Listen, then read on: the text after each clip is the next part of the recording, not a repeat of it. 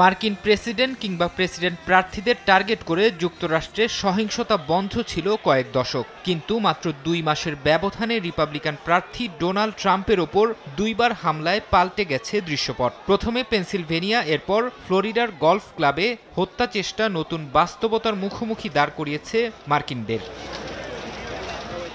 BBC এক প্রতিবেদনে জানিয়েছে, গত কয়েক বছরের রাজনৈতিক সহিংসতার ছোট বড় নানা ঘটনার সঙ্গে মানিয়ে নিতে শুরু করেছে যুক্তরাষ্ট্রের সাধারণ মানুষ।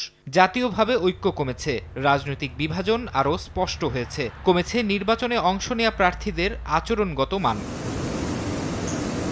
তবে পেনসিলভেনিয়ার ঘটনা মার্কিনদের যতটা নাড়া দিয়েছিল, এবারের ঘটনা ততটা নাও দিতে পারে বলে ধারণা বিবিসির। কারণ আগের ঘটনাটি ঘটে জনসম্মুখে, ছিল সিসিটিভি ক্যামেরাও, আর এবারের ঘটনাটি ঘটেছে ট্রাম্পের মালিকানাধীন একটি গলফ কোর্সে। এর কোনো ভিডিও ফুটেজ না থাকায় সাধারণ মানুষ তা দেখার সুযোগ পাচ্ছে না। ফলে ঘটনার প্রভাব মানুষের মনে কতটা স্থায়ী হবে তা নিয়ে সংশয় থেকেই যাচ্ছে।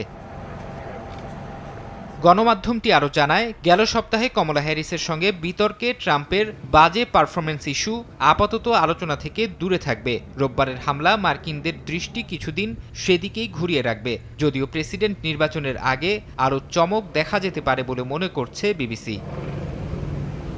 ফরহাদ চৌধুরী, সময় সংবাদ।